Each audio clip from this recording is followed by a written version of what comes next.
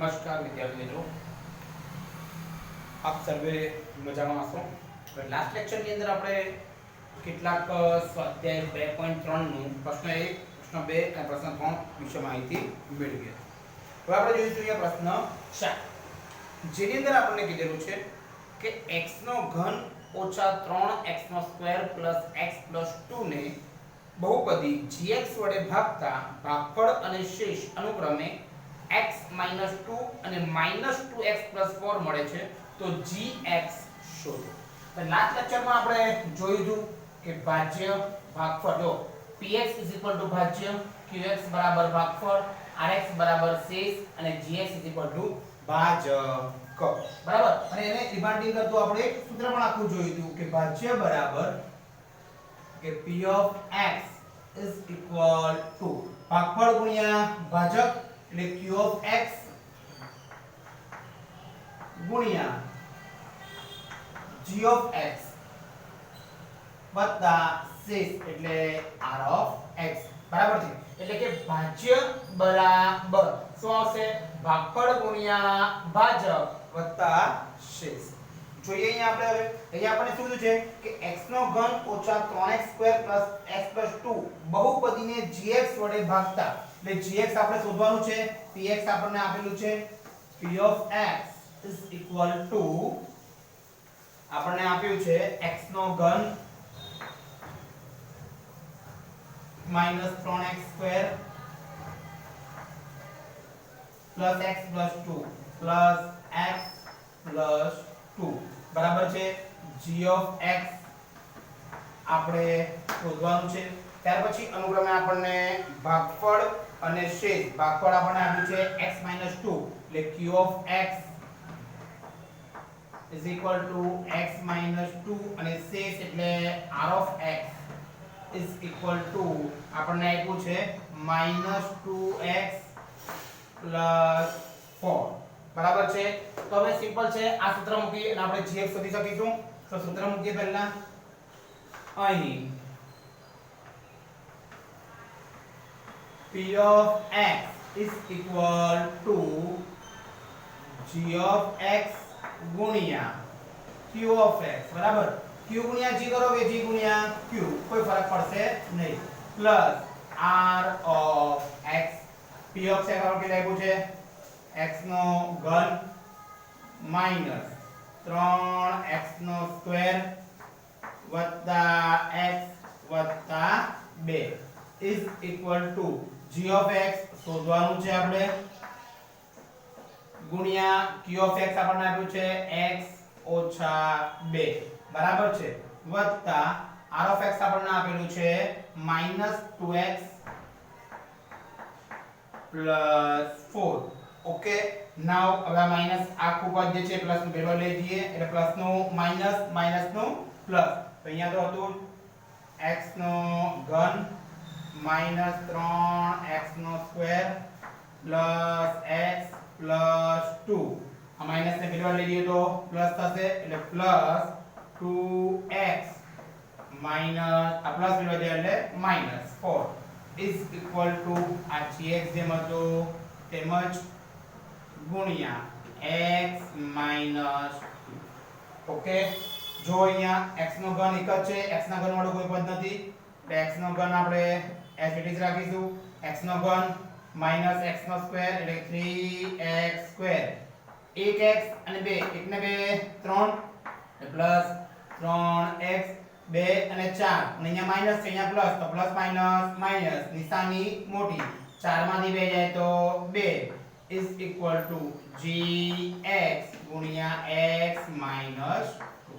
આ ક્યાં જશે? ગુણાકારમાં. બધું જાય તો શું આવશે? ભાગાકારમાં આવશે. શું આવશે?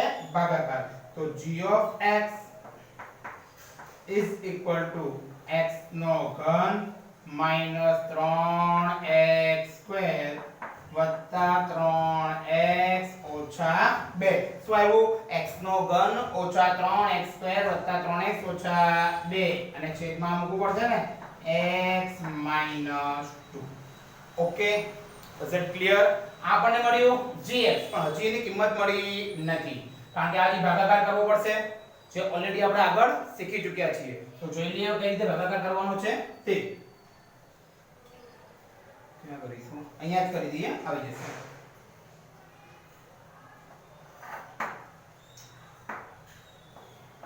x નો ઘન ઓછા 3x² પ્લસ 3x ઓછા 2 એને ભાગવાનું છે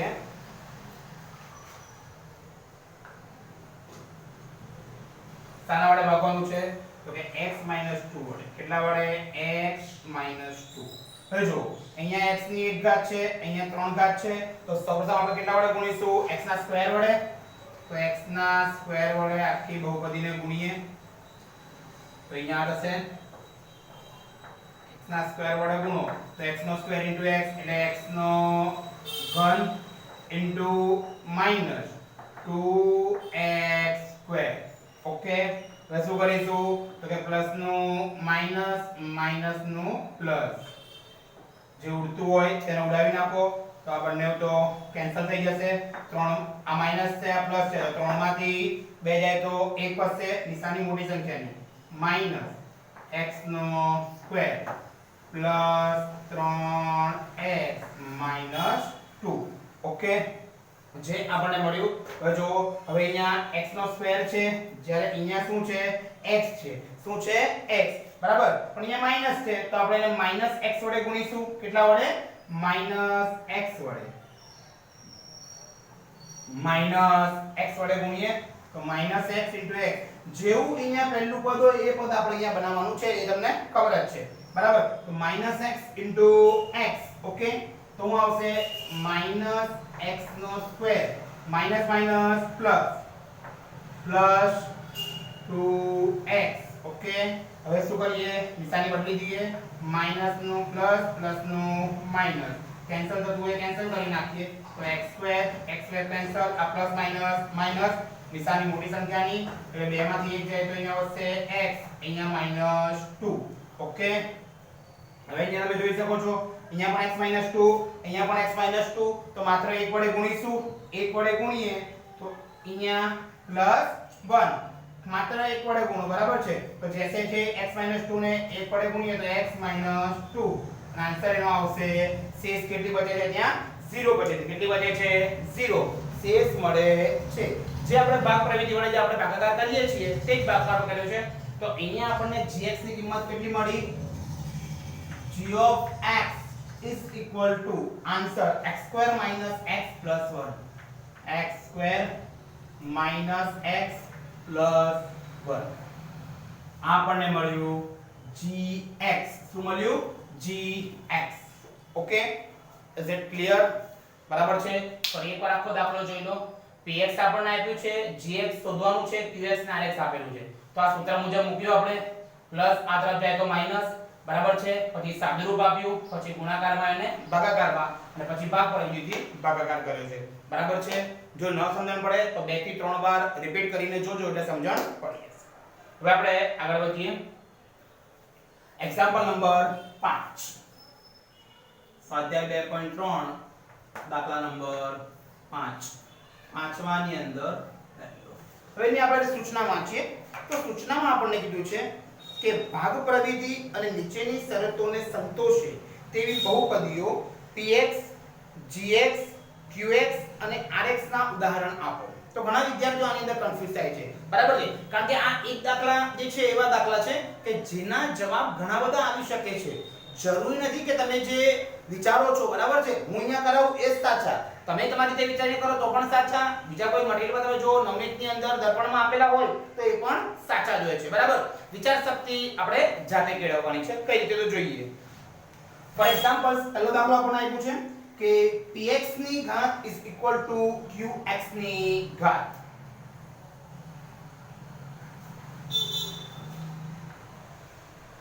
p x ની ઘાત બરાબર q x ની ઘાત. ઓકે, px ની ઘાત ઇઝ ઇક્વલ ટુ qx ની ઘાત હોવાને કારણે બરાબર શું કીધું આપણને કે px ની ઘાત અને qx ની ઘાત કેવી છે સરખી છે. તો હવે અહીંયા તમે ધ્યાન આપો કે ભાઈ px અને qx હવે જો ઇઝ ઇક્વલ ટુ છે ને તો બંને બાજુની ઘાત કેવી થતી હશે સરખી થતી હશે કેવી થતી હશે સરખી. તો આ ઘાત અને આ ઘાત જો સરખી હોય તો એનો મતલબ એમ થશે કે આ પણ શૂન્યેતર અચળ છે અને આ પણ શૂન્યેતર અચળ છે. તો એવું આપણે કોઈ પણ એક્ઝામ્પલ લઈ શકીએ કે જેમાં rx શૂન્યેતર અચળ એટલે શૂન્ય સિવાયનું કોઈ પણ અચળ કે એની ઘાત કેવી થતી હોય 0 થતી હોય કેવી થતી હોય 0 થતી હોય છે. તો લખવાનું અહીં px ની ઘાત is equal to qx ની ઘાત. px ની ઘાત is equal to qx ની ઘાત હોવાથી px અને qx ની ઘાત હોવાથી gx એ શૂન્યેતર અચળ છે. કેવું છે શૂન્યેતર અચળ. સપોઝ કે px ને qx ની ઘાત તો સમાન છે તો હું px બરાબર x + 1 લઉં તો qx is equal to x - 1 લઈ શકું બરાબર છે. અને gx એ કેવું છે શૂન્યેતર અચળ તો કોઈ પણ gx બરાબર તમે લઈ લઈએ આપણે 3 લો 2 લો 5 લો 4 લો 9 લો 8 કોઈ પણ વસ્તુ ચાલે બરાબર છે. હવે તમને ઘાતમાં ખબર પડવી જોઈએ જે ધોરણ 9 માં આપણે શીખીને આવ્યા છે. સપોઝ કે આ બહુપદી છે બરાબર છે તો આની ઘાત 1 કારણ કે x ની મહત્તમ ઘાત 1 છે આની ઘાત પણ 1 છે ત્યારે આની ઘાત કેટલી આવશે 3 બરાબર. હવે જો અહીંયા px ને qx ની ઘાત સમાન એટલે આપણે બંનેની ઘાત સમાન લીધી. હવે આની જગ્યા પર તમે 3x + 5 લો 9x + 2 લો 8x + જે પણ તમે લેવું હોય તે લઈ શકો જેની ઘાત કેટલી જોઈએ 1. સૂત્ર મૂકીએ હવે આપણે કે px is equal to qx into gx plus rx. Okay, is it clear? શું મળ્યું આપણને રકમ તો આપણને જ આપી px ની ઘાત અને qx ની ઘાત કેવી છે સમાન છે કેવી છે સમાન. ઓકે તો px qx gx અને rx. px આપણે મૂકીએ x + 1 is equal to qx x - 1 multiply gx એટલે 3 plus rx. ઓકે આ આપણને પ્લસ આ તરફ જશે તો શું આવશે માઈનસ આ પ્લસ આ બાજુ આવે અને આની હારે ગુણી નાખીએ તો 3x - 3 વત્તા rx. આપણે rx જોઈએ છે આ બધું બરાબર લઈ લઈએ x + 1 આ રીતે x + 1 minus 3x plus plus સેવા જાય એટલે માઈનસ અને 3x એટલે plus 3 is equal to rx.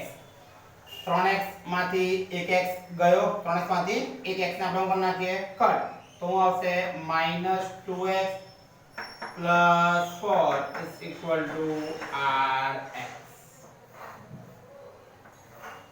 Okay is it clear? અંદરથી 10 બરાબર છે. આ આપણે કઈ રીતે કર્યું કારણ કે એમાં આપણને આપેલું છે કે ભાગ પ્રવિધિનું શું કરે છે પાલન કરે છે. તો px is equal to qx into gx plus rx એ સૂત્ર તમે મૂકી અને એ સૂત્રથી સોલ્વ કરી શકો છો. Okay is it clear? આ જ પ્રમાણે આપણને બીજું આપેલું છે કે qx ની ઘાત is equal to rx ની ઘાત નંબર 2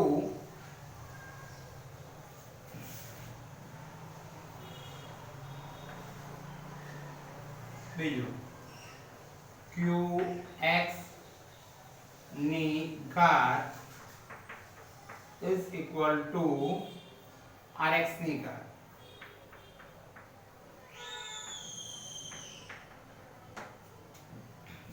qx ની ઘાત is equal to rx ની ઘાત જે આપણને આપેલું છે તો એની અંદર બી આપણે આ પ્રમાણે લખ્યું કે અહીં qx ની ઘાત is equal to rx ની ઘાત. q અને r ની ઘાત કેવી છે સરખી છે but we know that આપણે ધ્યાન રાખવાનું છે કે qx ની ઘાત is always rx ની ઘાત થશે because gx એ જે છે તે બરાબર છે qx ની ઘાત is equal to rx ની ઘાત. Thank you. નહીં રકમમાં મોટું આપ્યું છે કે સમજ QX ની ઘાત અને RX ની ઘાત સમાન છે, ભાગ પ્રવૃત્તિનું તે પાલન કરે છે, બરાબર છે. ઓકે, તો નાઉ g of x હવે જોઈએ આપણે કે અહીં q of x ની ઘાત is equal to r of x ની ઘાત, બરાબર છે. મતલબ કે qx એટલે આ રહ્યું r of x, આ બંનેની ઘાત કેવી છે? સમાન છે. તો બેઝિકલી મતલબ છે કે આ ઘાત કેવી આવશે? તેના કરતા મોટી જ આવશે હંમેશા, બરાબર છે. તેથી g of x ની ઘાત is greater than q of x ની ઘાત.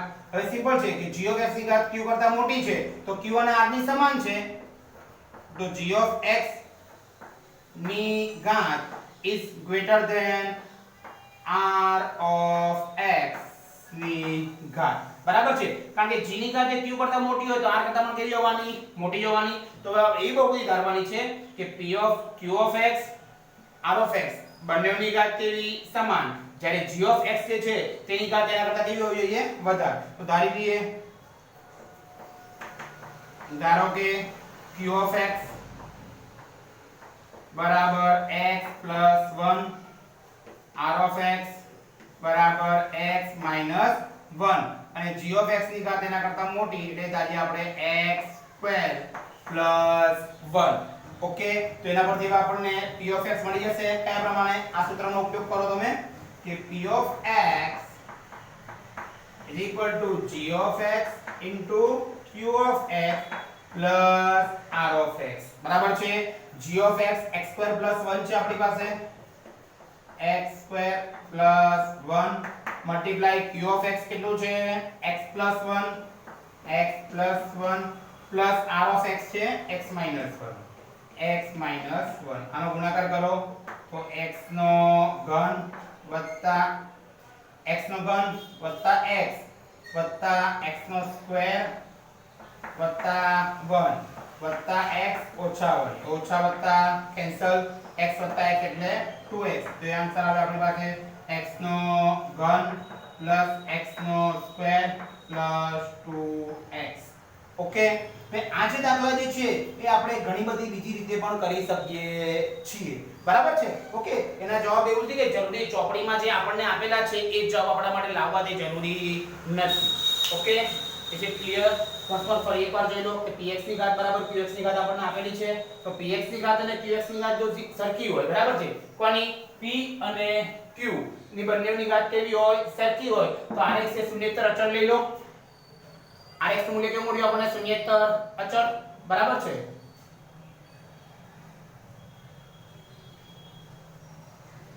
ઓકે, બરાબર.